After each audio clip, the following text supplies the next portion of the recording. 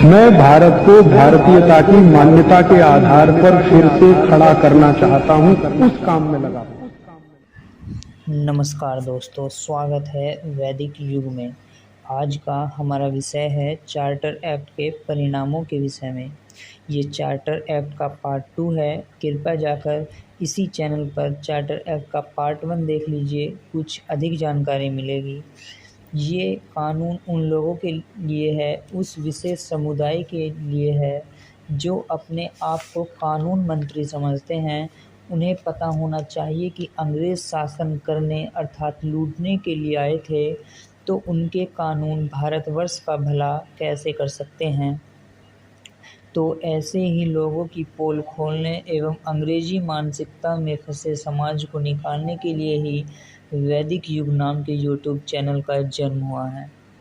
पत्रिका के ही शब्दों में सन 1833 के चार्टर एक्ट के नतीजों को बयान करने जा रहे हैं।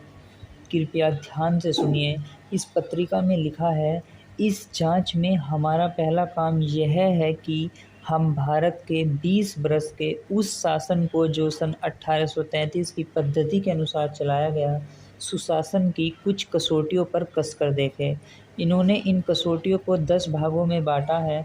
दोस्तों, इसे सुनने के बाद आप स्वयं इस चीज़ का आकलन कीजिए कि हमें अंग्रेजी सरकार के द्वारा कानून बनाने का कितना लाभ प्राप्त हुआ। भारत लूट गया, गरीब बन गया, और फिर भी कुछ विशेष समुदाय को लगता है कि अंग्रेज़ों ने हमें पढ़ने का अधिकार दिया, कानून दिए, हमें धन दिया, हमें विज्ञान दिया, ज्ञान दिया, लेकिन वो इस कसौटी को सुनकर अपने आप पर आज लज्जित होने वाले हैं। अंग्रेज़ों की ही रिपोर्ट है, अंग्रेज़ों की ही पत्रिका है, तो शुरू करते हैं पहली कसौटी पर, जिसका नाम है शांति, पीस।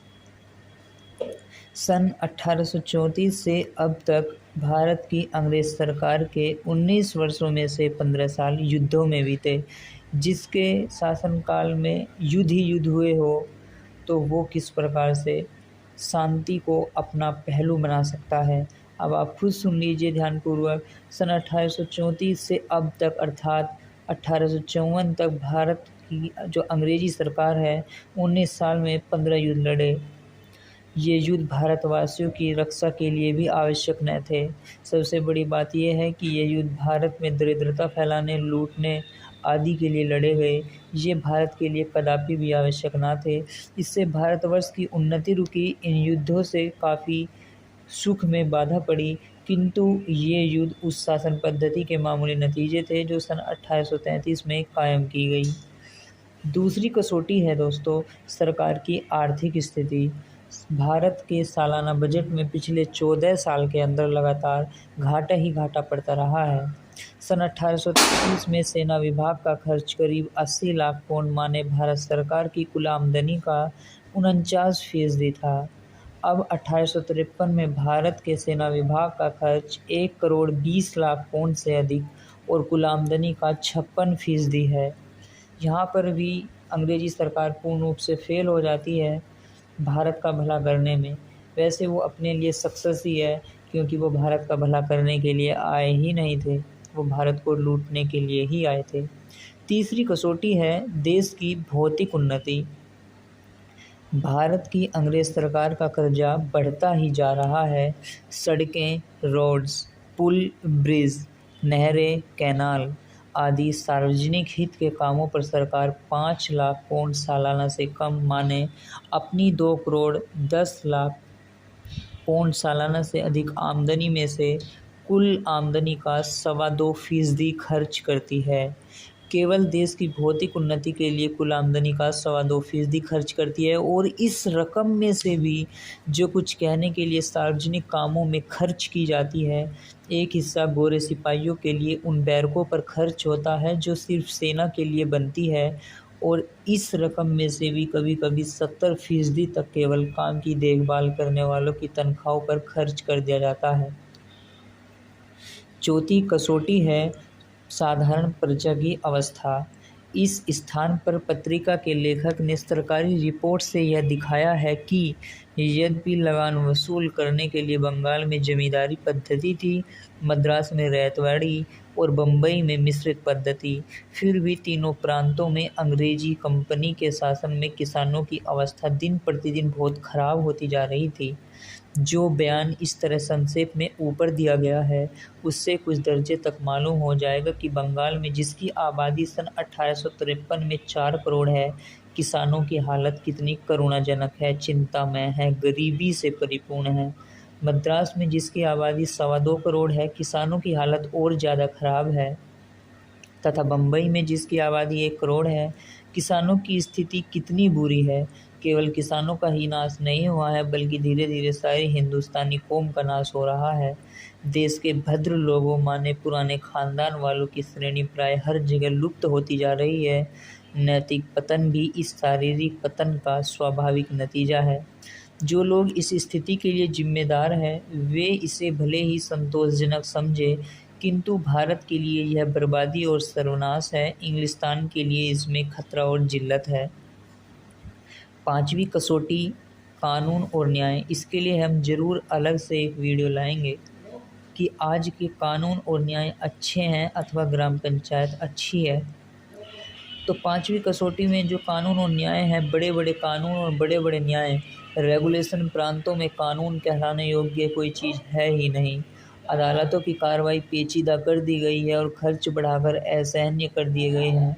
जिन्हें अदालतें कहा जाता है, उनमें प्रवेश करने के लिए केवल इतना ही जरूरी नहीं है कि मनुष्य को कोई दावा करना हो, बल्कि सरकार को देने के लिए उसके पास धन भी होना चाहिए, वकीलों को देने के लिए उसके पास धन भी होना चाहिए, कंपनी की उस समस्त भारतीय प्रजा के लिए जो न्याय कराने के लिए सरकार को टैक्स नहीं दे सकती।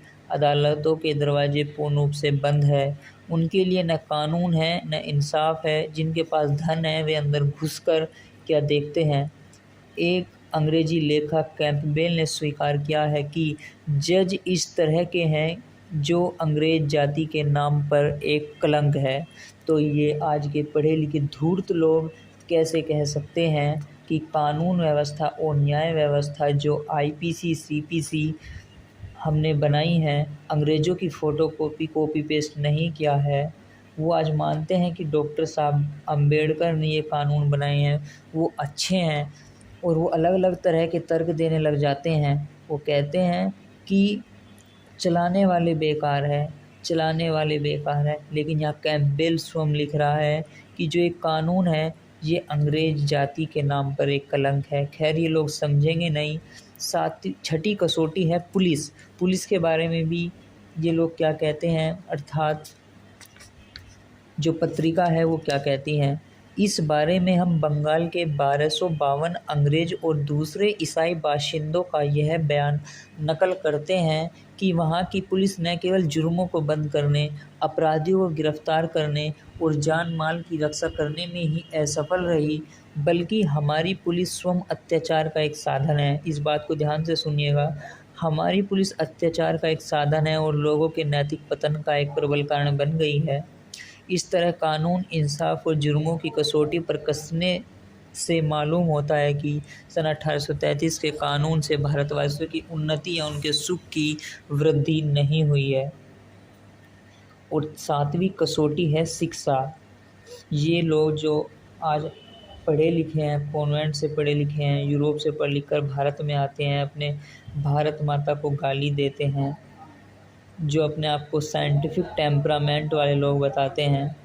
शिक्षा पर हम विशेष रूप से एक कड़ी शुरू करेंगे, तो अभी शॉर्ट में समय देते हैं। अब हम सन 1833 की शिक्षा को पद्धति को कसौटी पर कसते हैं, और जबकि भारतवासियों के अपने शासन के दिनों में हर गांव में पाठशाला थी, हमने इन ग्रामों की पंचायतों का नाश करके उनके साथ साथ वहाँ के स्कूल भी तोड़ डाले और उनकी जगह कोई नई चीज़ कायम नहीं की।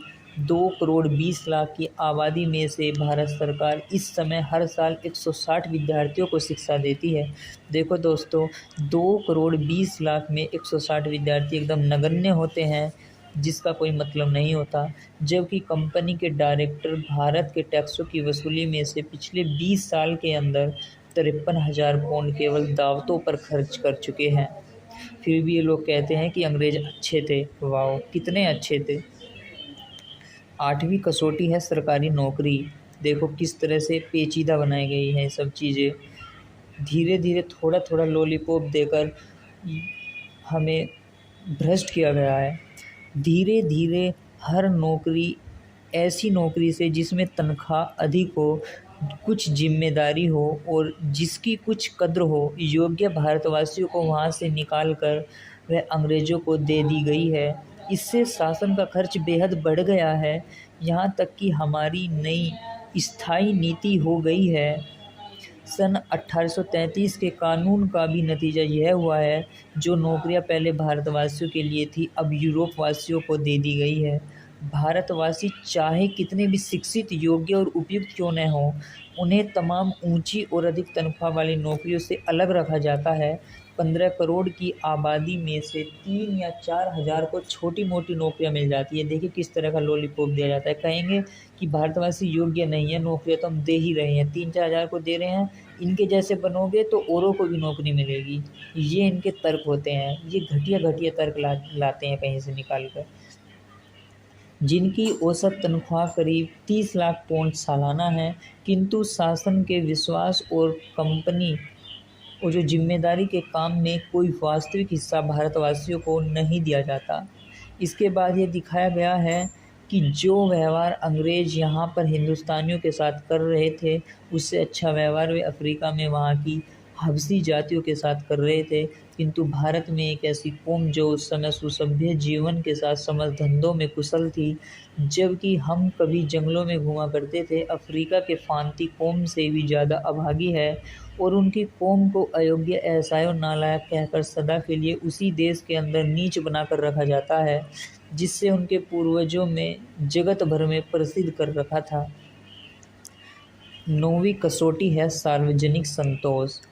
क्या भारतवासी सन 1833 के कानून की कार्रवाई से संतुष्ट हैं? यदि वे हो तो बड़े आश्चर्य की बात है, और यदि वे संतुष्ट नहीं हैं, वे बलवा नहीं करते, वे विरोध नहीं करते थे, वे भारतवासी सरकार के खिलाफ सर नहीं उठाते, क्योंकि अंग्रेज शासन के अधीन सरकार की ताकत उनके मुकाबले बहुत ज़बरदस्त और सुसंगठित है। मद्रास की प्रजा शिकायत करती है कि उनके समाज का सारा ढांचा उलट पुलट कर दिया गया है, जिससे उनकी हानि ही नहीं बल्कि बर्बादी हुई है। वे शिकायत करते हैं नमक व्यापार पर, जो कि उनके फीके भात का एकमात्र मसाला है और जिनके बिना वे न जी सकते हैं और न उनके जानवर कंपनी का सरकार का ठेका है। वे शिकायत करते हैं कि उनसे न केवल शहर की दुकानों पर और सड़क पर ऊपर की दुकानों और साइबानों पर ही टैक्स लिया जाता है, बल्कि उनके धंधों के हर औजार पर भी, यहाँ तक कि चाकुओं पर भी टैक्स लिया जाता है। उन्होंने पार्लियामेंट को लिखा है कि उन्होंने चाकुओं पर जो टैक्स देना पड़ता है वह कभी कभी चाकुओं की कीमत से भी ज़्यादा हो जाता है। वे शिकायत करते हैं कि शराब के ऊपर टैक्स वसूलने के लिए सरकार ज़बरदस्ती लोगों को शराब पीने की आदत डाल रही है, जबकि हिंदू और मुसलमान दोनों के धर्मग्रंथ शराब पीने के निषेध करते हैं। इसलिए यदि संतोष ही सुशासन की कसौटी हो तो सन 1833 का जो कानून है पूरी तरीके से असफल हो जाता है। 10वीं कसौटी है अंग्रेजों द्वारा देश का संरक्षण। हिंदुस्तान के बजट में हर साल घाटा पड़ता है, फिर भी कंपनी के अंग्रेज हिस्सेदारों को बार बार और ठीक ठीक 10.5% मुनाफा दिया जाता है। उस ज़माने की अंग्रेजी हुकूमतों का अंग्रेज़ों की ही जुबानी यह खासा अच्छा एवं सच्चा खाका है। इस प्रकार हम कह सकते हैं कि सन 1833 का कानून पास होने के बाद से भारत के विदेशी शासक और अधिक जोरों के साथ रही सही देसी रियासतों को अंग्रेजी राज में मिलाने के प्रयत्नों में लग गए थे। ये इस प्रकार हमने 1833 के कानून को 10 भागों में बांटा है दोस्तों, और 10 कसौटी आप अच्छे से सुनकर देख लीजिए कि हमारे अंग्रेज़ों ने कितना भला किया है। जो ये आजकल का पढ़ा लिखा साइंटिफिक टेम्परामेंट वाला वर्ग है, जो ख़ास तौर पर न्यू बुद्धिस्ट का वर्ग है, जो यूरोप से पढ़ लिख कर आते हैं और अपनी भारत माता को गाली देते हैं, यहाँ की संस्कृति को नीच बताते हैं, वो अंग्रेजी दस्तावेज पढ़कर देख ले। 1833 का चार्टर एक्ट को पढ़कर देख ले कि उन्हें अंग्रेज़ों ने क्या दिया है। ठीक है दोस्तों, मिलते हैं अगली वीडियो के साथ, तब तक के लिए वंदे मातरम।